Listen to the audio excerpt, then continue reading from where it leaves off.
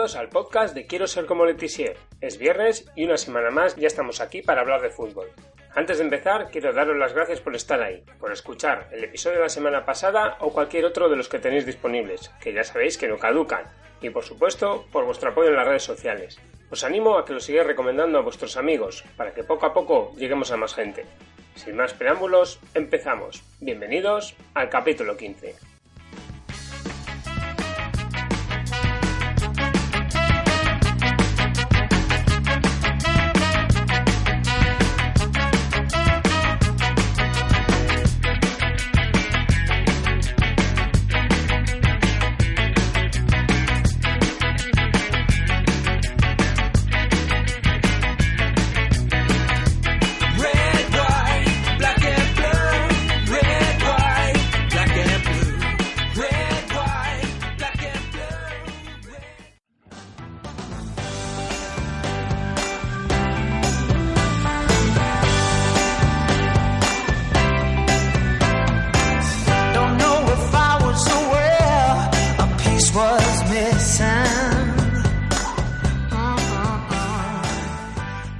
Esta semana os traigo el primero de una serie de capítulos dedicados a conocer lo más posible a todos los protagonistas del mundo del fútbol.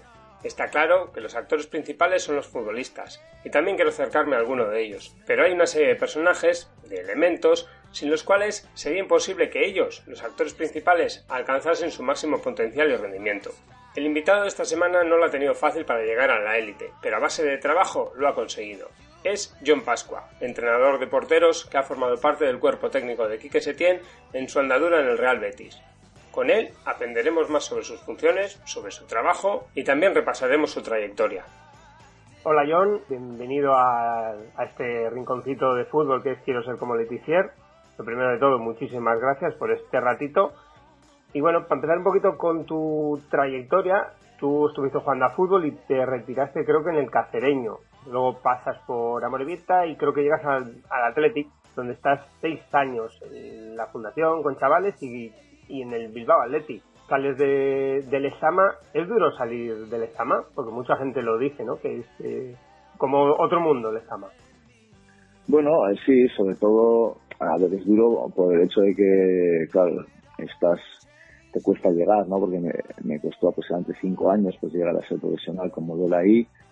Y claro, después de todo el proceso, ¿no? De estar trabajando en cadenas de producción, cambiar los relevos de noche para poder entrenar por las tardes, para estar en equipos de tercera, entrenando, y pedir esa oportunidad y tener que marchar, pues no es fácil, ¿no? Pero al final, enseguida los compartimentos están, pues como digo yo, esto se acabó, esto es lo que es. Y hay que buscarse la vida, y de hecho ahí me fui en tercera división, después de estar 7 meses en paro me fui en tercera división de Badajoz y finalizó la temporada que ascendimos de segunda D y comencé mi temporada en Sudáfrica. Esa es mi siguiente pregunta. ¿Cómo llega un tío de Bermeo a Sudáfrica primero y luego a Filipinas? Sí, pues casualidad, mira, cuando estuve trabajando en el Bilbao Athletic, uno de nuestro redactador era un chico que había estado preparado, Miguel Martínez, que había estado preparado físico en el Celta también con Antonio López y Risto Stoichkov, que eran los entrenadores de Sundowns. Y Risto Stoichkov no continuó la temporada siguiente en Mamelodi Sundowns y se quedó Antonio López y él de primero y de segundo, ¿no? Entonces, pues necesitaban un entrenador de porteros porque lo que tenían un poco allí, pues no estaba al nivel de lo que ellos necesitaban. Y me llamaron y así fui para un año y al final pues me quedé 5 temporadas, ¿no? La verdad que trabajé con 4 entrenadores en esos 5 años porque era un club bastante complicado, ¿no? A ese nivel. De hecho, bueno, ahí estuvieron también entrando Ángel Capa, André Michel de la selección francesa, Capa del Madrid, Risto Stoichkov, el mismo Antonio López, Ian Goroba de la selección de Zimbabue y el último Piso Mosemane, con el último que trabajé, que fue también ex seleccionado de Sudáfrica. Sí, la verdad que fue una aventura. Y luego, después de 5 años, pues decidí dar por finalizada mi etapa. Ya también había un desgaste emocional, ¿no? De 5 años en un país, pues también que no era fácil. Y no me salió nada y estuve pues aproximadamente 7 meses en el paro hasta que recibí la llamada de Thomas Dooley, seleccionador nacional de Filipinas, Y bueno, pues decidí coger las maletas y irme para allí, y ahí estuve un año y 7 meses hasta que llegué al Betis. Uh-huh. Bueno, si alguien quiere saber más sobre tu experiencia en Sudáfrica, más sobre ti, yo recomiendo tu web, johnpascua.com, bastante interesante. Y bueno, como tú dices, llegas al Betis. ¿Debutar en la Liga era tu sueño? Sí, bueno, si te soy sincero, sí, claro, siempre es tu sueño, ¿no? Siempre es tu sueño. Pero la prioridad para mí era, pues bueno, estuve durante años trabajando en cadenas de producción, como te dije, ¿no? Uh-huh. Trabajos eventuales, cargando y descargando maletas de los aeropuertos, de teleoperador, de analista de mercado, cogiendo precios en los supermercados de productos, de reponedor en ruta, incluso de operador de radio, sí, también de operador de asistente de telefonía. Bueno, entonces al final lo que yo estaba pretendiendo un poco también era ganarme la vida con algo que me gustara, ¿no? Uh-huh. Y por ahí pues vi que podía ser una posibilidad, y como te decía antes, a mí el fútbol me ha dado mucho más de lo que yo hubiera pensado, ¿no? Porque sí que es verdad que siempre digo lo de sueños grandes, expectativas moderadas y necesidades pequeñas. Para mí el objetivo era, yo hubiera sido feliz también entrando en el fútbol formación, en el Atleti, por ejemplo, y estando ahí toda mi vida. Uh-huh. Y al final, fíjate cómo son las cosas, ¿no? Que al final piensas que salir, lo que decíamos antes, ¿no? Que es como un paso para atrás y que es algo duro, y al final a mí pues igual me ha venido bien, porque si no seguramente igual no estaba donde estoy ahora, ni sería la misma persona, porque no habría vivido en 2 continentes, no habría tenido esas experiencias ni esa evolución personal, y igual tampoco hubiera pasado por el Betis, que ha sido un club en el que está muy feliz. Y bueno, al final yo creo que está bien, todo lo que toca es porque tiene que ser, y bueno, la verdad que me considero muy afortunado. A pesar de que, bueno, en Sevilla vivís un poquito las dos caras del fútbol, ¿no? Las palmaditas en la espalda por lo bien que jugaba aquel Betis, pues jugaba hace solo un año que estuvisteis allí, y luego, ¿no? Los palos porque la pelotita no entra, sobre todo. Es difícil de soportar eso. Bueno, yo ahí la verdad que lo llevo bastante bien, ¿no? Porque lo único que me preocupa es aquello sobre lo cual yo puedo controlar. Es decir, yo lo que puedo controlar es mi trabajo en el día a día. Y una vez ahí hay muchas variables en el fútbol que no puedes controlar. Y a partir de ahí, pues bueno, no le doy muchas vueltas, ¿no? Es decir, el fútbol va de resultados, sobre todo a la élite, y si no consigues los esperados o los que la gente espera, pues al final es lo que pasa, ¿no? Es muy difícil ser entrenador y estar 5 años en un sitio, 3, porque ya vemos todos un poco que esto casi va día a día, ¿no? Entonces también es una parte del fútbol que tienes que aceptar, y a mí no me provoca demasiado estrés, porque la acepto tal y como es. Uh-huh. Has hablado de tu labor día a día, y eso es precisamente por lo que yo quería hablar contigo. ¿Cuál es el papel de un entrenador de porteros hoy en día dentro de un equipo? Bueno, yo creo que es evidente, ¿no? Que tener a los porteros un poco, pues que en forma, ¿no? Como digo yo, en forma, y más allá de eso, para mí personalmente, mejorarlos, optimizarlos. Uh-huh. Luego también, dependiendo del estilo de juego, tiene unas connotaciones diferentes, ¿no? Como es mi caso, pues por ejemplo, por nuestro modelo de juego, que obliga también a estar en una conexión mayor con el equipo, porque no solo es a nivel defensivo, sino también ofensivo.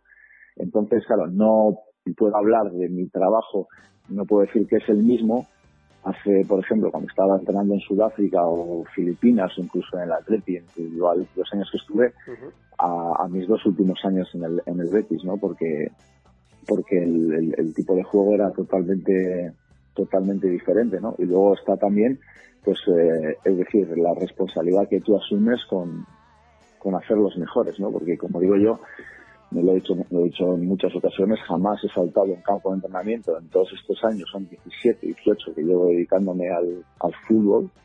He salido a un campo de entrenamiento a ganar. Lo que he salido es a hacer los mejores. Y eso es el medio y lo que me va a llevar a ganar. Para mí es muy importante. El foco está siempre en hacer los mejores. Indudablemente con eso vas a llegar a ganar más. Uh-huh.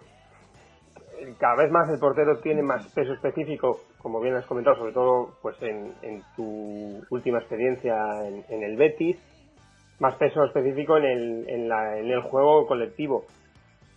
¿Hacéis una valoración de las cualidades de los porteros y a partir de ahí trabajáis para potenciar esas cualidades y minimizar, por decirlo de alguna manera, los posibles defectos, o el trabajo es más colectivo con ellos? Hombre, aquí hay muchas particularidades. Es decir, dentro de lo que es como vengo trabajando yo dentro de este modelo, porque yo también me tengo que ajustar parámetros. Claro, indudablemente tenemos la necesidad de que el portero se integre mucho en tareas colectivas, ¿no? De posesiones, etcétera, tareas preparadas para salir al balón, para que, claro, al final él es un engranaje más en el juego asociativo, entonces tiene que participar también en el entrenamiento durante más tiempo. ¿Eso qué hace? Eso acorta mi tiempo de entrenamiento específico. Es decir, si yo antes echando una media, igual puedes tener, imagínate, pues te da 40 minutos al día, o 35, o lo que sea, bueno, no tiene por qué ser así, porque normalmente al principio de la semana dispones de más tiempo y luego al final menos, pero claro, en este caso, para nosotros ya desde el primer día de la semana asumes que el portero va a participar durante mucho tiempo con el equipo. Entonces hay veces que a mí me quedan 20 minutos diarios exclusivamente. El tiempo que ellos calientan es el tiempo que yo tengo para hacer entrenamiento específico. Entonces, dentro de ese entrenamiento específico que tengo, yo tengo que entrenar el defensivo y el ofensivo. Claro. Tengo que entrenar los dos. Entonces tengo que quitar, para que me dé, tengo que quitar tiempo a tareas específicas defensivas para introducir más ofensivo. Y ahí está un poco el secreto, ¿no? Que tienes que amoldarte bien. Entonces, en lo defensivo voy a la esencia de lo que es el entrenamiento y tengo que desechar a veces, por ejemplo, trabajar gestos técnicos como un despeje de puños, una volea, que para nosotros dentro del modelo no son quizás tan importantes, ¿no? Entonces, por ejemplo, yo la volea, el saque de volea prácticamente no lo trabajo, y sí trabajo muchísimo el pase intermedio. Y luego pues integras muchas tareas de control, pase, en tareas de tiro, etcétera, para optimizar el tiempo de entrenamiento, que claro, te obliga a pensar y a distribuirte, a empezar a distribuirte de una manera diferente. Evidentemente hoy en día en el fútbol de élite la preparación física es fundamental. ¿En los porteros se trabaja de forma específica o trabajan, digamos, con el resto de sus compañeros? No, lo hacen de manera específica porque las necesidades son otras. Yo especialmente doy muchísima importancia a la fuerza, porque ahí tienes la velocidad y es fundamental, ¿no? Porque la demarcación del portero cuando actúa son acciones muy explosivas, cortas, entonces también tienes que tener esa capacidad de esa rapidez, ¿no? Los desplazamientos, fijarte bien, frenada, aceleración, frenada, etcétera. Y yo la verdad que este aspecto, pues bueno, la verdad que utilizo también bastante gente, ¿no? Aprovecho que están los redactadores ahí, los preparadores físicos, para trabajar la fuerza, que es algo que por ejemplo, para mí es algo que sí que es lo que más me preocupa, pues los utilizo mucho a ellos, ¿no? Es decir, ellos son los que preparan las tareas. A veces la trabajan conmigo, otras veces con ellos, porque también me da mucha riqueza, ¿no? Que al final todos los entrenadores que estamos allí estén interactuando un poco con los porteros, ¿no? Porque te da también más sensación de pertenencia, etcétera. Y luego, pues bueno, si ves mi línea un poco de entrenamiento, como te decía, por nuestro modelo de entrenamiento, cuando hago lo defensivo me veo obligado a trabajar, ir directo hacia la esencia. Y si ves mi línea de entrenamiento un poco, lo que es la preparación física, pues la coordinación, los desplazamientos, la velocidad, la utilización del cuerpo, todo eso para nosotros es fundamental. A mí el mundo de los porteros siempre me ha parecido muy complicado, porque solo juega uno y mantener, creo, el equilibrio entre el que juega el titular, porque normalmente siempre hay un titular, y el suplente es importante como poco. ¿Trabajas de un modo especial tú con el suplente? Quiero decir, no sé si le comes la cabeza para que esté siempre enchufado por si acaso, o cómo se trata a un portero suplente, o al que menos juega, por no llamarlo suplente. Mira, pues eso es una pregunta interesante. Mira, yo es algo que lo hago con mucha normalidad. ¿Por qué? Porque en África, en el equipo, cuando estuve en África trabajando, tenía 3 internacionales en el mismo equipo. Hubo un momento que tenía el número 1 de la selección de Uganda, el número 1 de la selección de Zambia y número 2 de la selección de Sudáfrica. Entonces, estás obligado a hacer una gestión, ¿no? Y sobre todo con el jugador lo que hay que ser es honesto. Y desde ese vínculo de honestidad ahí todo es mucho más sencillo. Y sobre todo lo que te decía, no orientar el trabajo únicamente hacia lo que es ganar o perder o jugar, ¿no? Que el portero tenga su motivación diaria, que su crecimiento también personal a nivel de jugador, ¿no? Que crezca. Entonces, ese es el secreto también para tenerlos un poquito siempre enchufados. Si te das cuenta, en mi primer año en el Betis utilizamos 3 porteros a lo largo de la temporada. Es decir, empezó Antonio Dan, se lesionó, jugó Dani Jiménez, lo hizo bien también y se lesionó en el Atlético de Madrid, cuando jugamos contra el Atlético de Madrid, y terminamos jugando los últimos, no sé si fueron 5 partidos de liga o no sé cuánto pudo ser, con un chico del filial que venía entrenando con nosotros. De hecho, mantuvimos la portería, creo que fue a 0 durante 7 partidos consecutivos con 3 porteros diferentes. Este año, si has visto al Betis también, hemos estado jugando con Pablo López, que era el portero titular, digamos, pero Joel Robles jugó también cerca de 19 partidos. Entonces, la verdad que para mí es algo habitual, ¿no? Y sobre todo tratarlo con normalidad. Y sobre todo por la línea de entrenador que tú eres. Es decir, porque al final yo cuento con un departamento de porteros y no únicamente con un portero titular. Entonces, como tengo también el foco ahí, no me resulta complicado. Ya. Dentro de vuestro mundillo, de los entrenadores de porteros, ¿hay escuelas? Quiero decir, antiguamente, digamos, estaba pues la escuela en Argentina muy clara, ¿no? La diferenciación entre bilardistas y menotistas. ¿Eso existe en el mundo de los entrenadores de porteros o cada uno más o menos, cada maestrillo tiene su librillo, su propio método? Mira, yo recuerdo cuando estuve aquí, pues siempre estaba el eterno debate de la metodología analítica, mixta, global, acerca del entrenamiento del portero, ¿no? Y la verdad que desde que me fui a África, un poco que estás ahí un poco apartado del mundo, lo que intenté es derribar todas esas creencias, y para mí falsas creencias y mitos acerca del entrenamiento del portero, ¿no? De que si eres analítico, de si eres mixto, si eres global.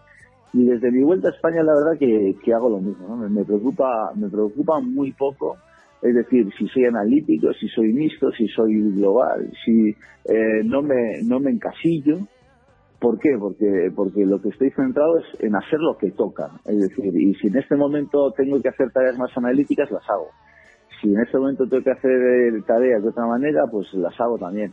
Y al final, muchos caminos conducen a Roma, no solo por un único sitio vas. Entonces, cada uno podemos elegir un poco lo que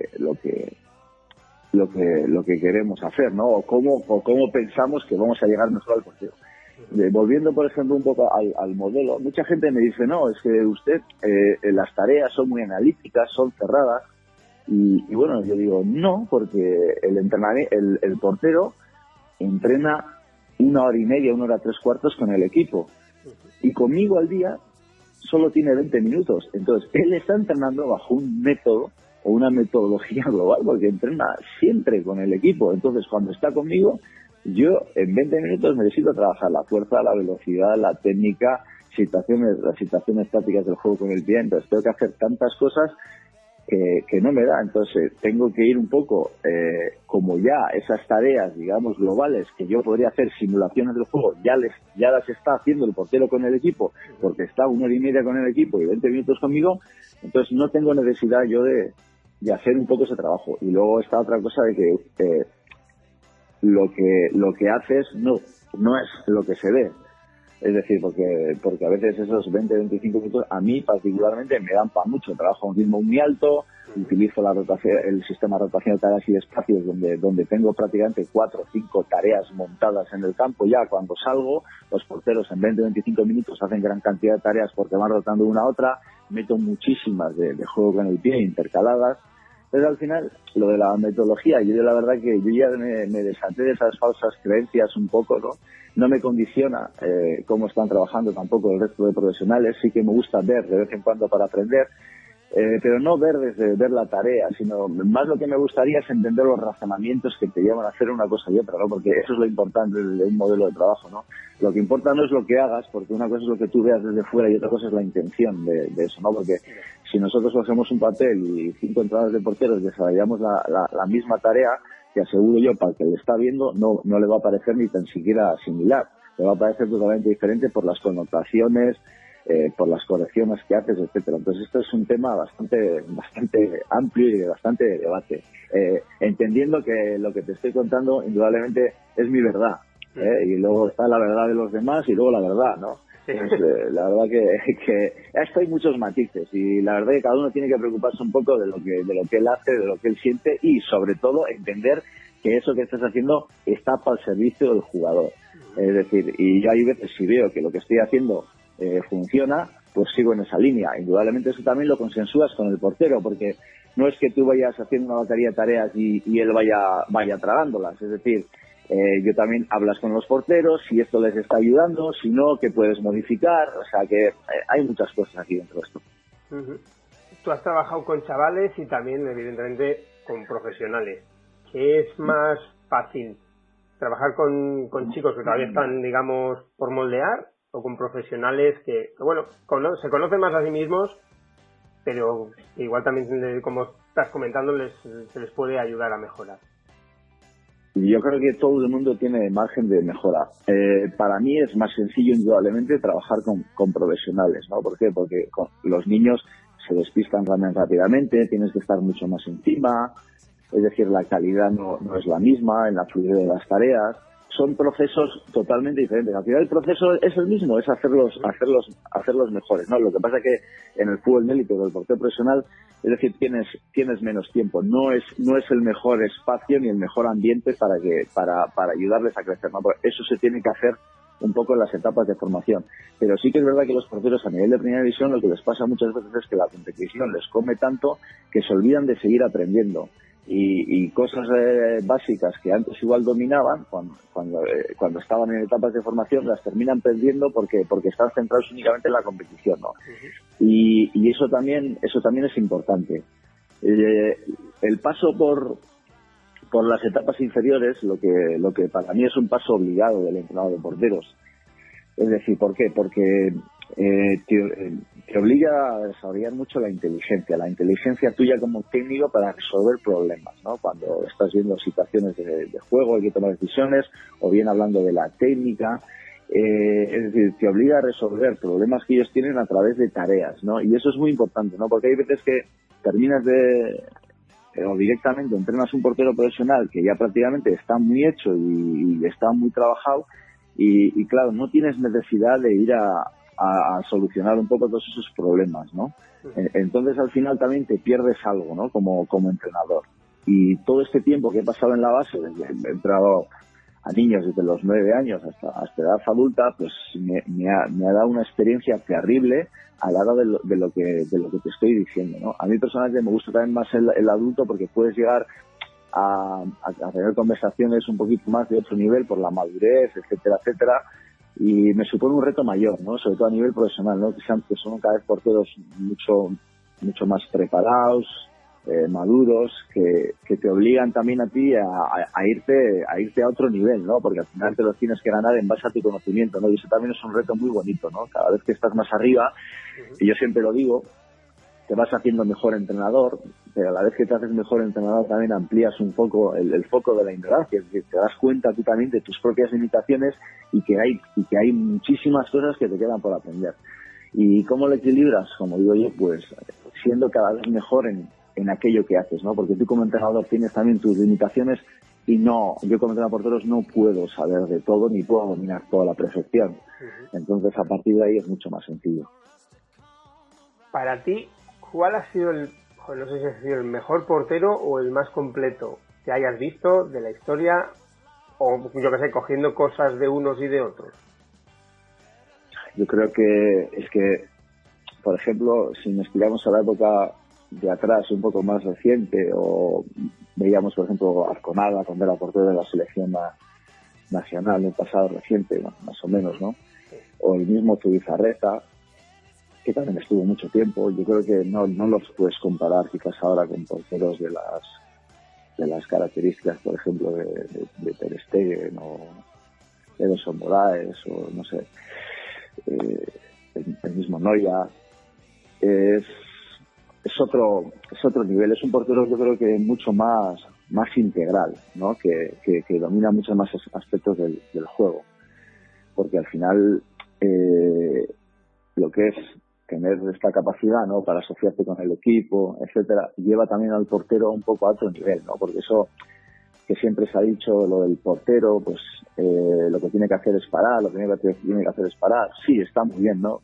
Pero yo no lo diría porque me parece una creencia un poco limitante, ¿no? Al final, yo creo que a los niños desde abajo hay que enseñarles a que un portero es bastante más que parar, y al final eso también da cierto empaque a la demarcación, ¿no? Porque ahora ves que se han pagado hasta cifras de 80 millones por porteros, y eso era impensable hace mucho tiempo, ¿no? Y bueno, y por centrales también ya, y laterales, dependiendo de tu modelo de juego, y la relevancia que les des. Entonces, al final, ¿por qué vamos a limitar a un portero y decir exclusivamente lo que tiene que hacer es parar? Si no, una cosa no quita la otra. Es decir, que un portero maneje bien los pies no quiere decir que no pare, ¿no? Y ahí tienes el caso de Ter Stegen. ¿Qué es lo que pasa? Pues que indudablemente es más complejo porque la exigencia es muchísimo mayor y tienes que hacer muchísimas cosas. Pero bueno, ahí está la evolución también, ¿no? Tremendamente interesante, vamos. Pero no te voy a secuestrar para hablar contigo de fútbol todo el día. Y bueno, para acabar, me gustaría conocer un poquito más al John Pasqua más personal. ¿Cómo es John Pasqua cuando se quita el chándal y sale del campo de entrenamiento? Pues yo creo que soy el mismo. Es decir, para serte sincero, cuando me salió esta oferta del Betis, para mí el reto no era saber si estaba preparado o no para entrenar en la élite, ¿no? O cómo me iba a enfrentar yo a esos porteros de primera división que jamás había entrenado y los había visto por la tele. Para mí ese no era el reto. El reto para mí era si iba a seguir siendo el mismo.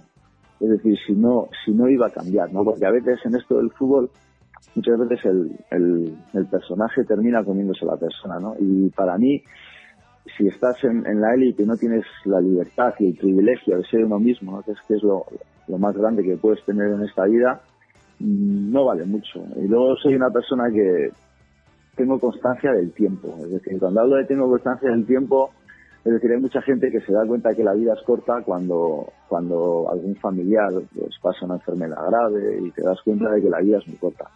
Yo vivo siempre con eso. Es decir, doy mucha importancia al fútbol, porque el fútbol es lo que hago, pero no es lo que soy. Es decir, yo siempre digo que el fútbol es el fin y no el medio, ¿no? Y es el medio, no el fin. El medio para desarrollarme como persona, ¿no?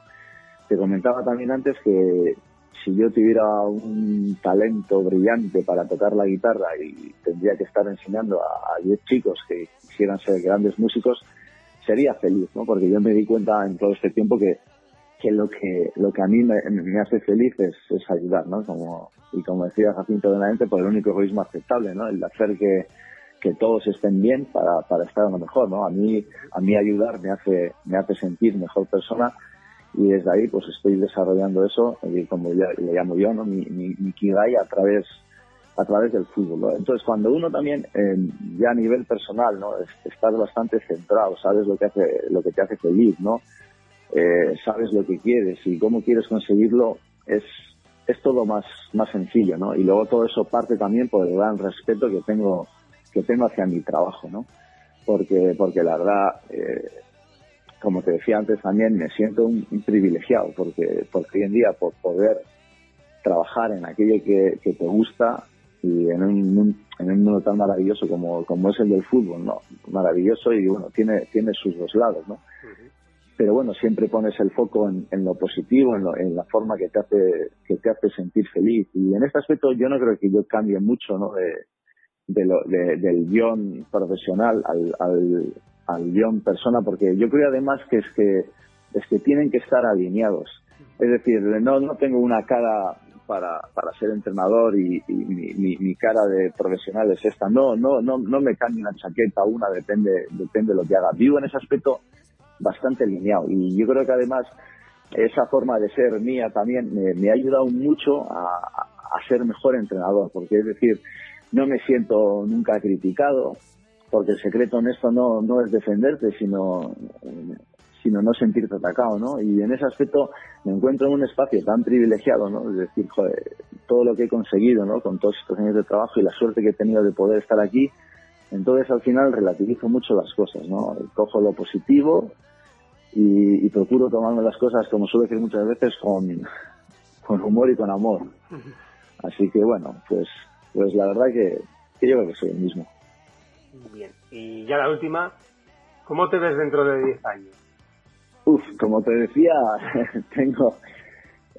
sí que tengo constancia de lo que es el tiempo y me preocupo del tiempo presente, ¿no? Mira, en este aspecto ahora, por ejemplo, uno de los aprendizajes, ¿no? que por lo cual estoy atravesando ahora. Me acuerdo cuando en Sudáfrica dejé el club. Estuve 7 meses en paro y me acuerdo que lo pasé fatal. O sea, era un día a día para mí muy complicado, ¿no? Pues por el hecho de no tener trabajo, ¿no? Porque al final me gusta tanto lo que hago que para mí no es ir a trabajar, sino es ir a disfrutar también, ¿no? Y lo pasé fatal, te empiezan a entrar dudas y de repente te sale trabajo, miras para atrás y dices, joder, he desperdiciado 7 meses de mi vida en los cuales he estado preocupado por no tener trabajo.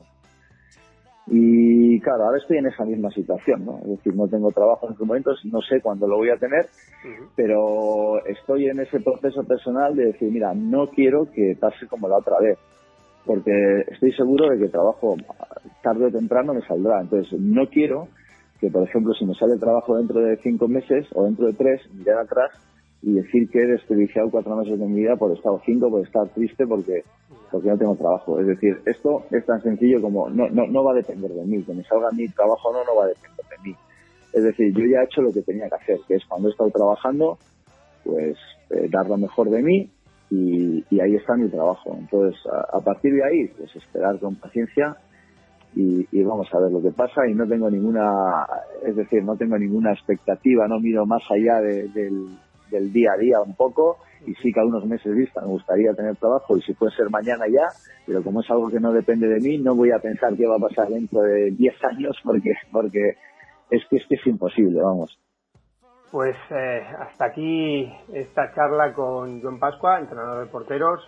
Particularmente me ha encantado, le he disfrutado muchísimo, he aprendido mucho. A mí lo que me encanta es aprender de actores que no son los protagonistas, pero que les ayudan a esos protagonistas a ser mejores. O sea que muchísimas gracias, John, por pasarte por este espacio que es Quiero ser como Letizia, y bueno, que todo te vaya genial.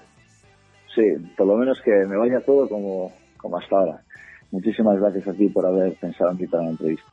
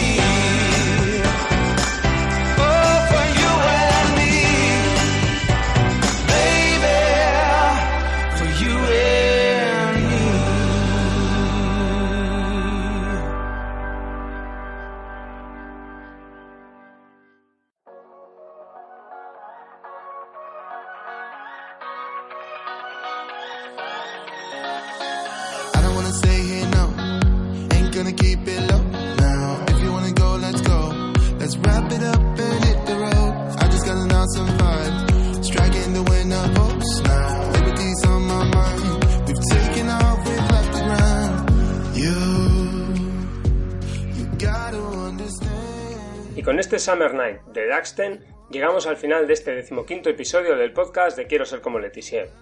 Espero que hayáis disfrutado y aprendido tanto como yo con nuestro invitado de hoy. Ya sabéis que espero vuestros comentarios y sugerencias en iVoox o en mi Twitter, g_arteche. También podéis escucharme en Spreaker, Spotify, iTunes, Google Podcast y hasta en YouTube. Si os ha gustado, os animo a que me dejéis un me gusta en iVoox, darle 5 estrellas en iTunes o ahora que nos hemos estrenado en YouTube, ese pulgar arriba. Hoy nos despedimos con una frase de Jorge Valdano. El argentino afirmó: en esta vida no te perdonan si dejas de ganar, y te odian si ganas siempre. Hasta la semana que viene.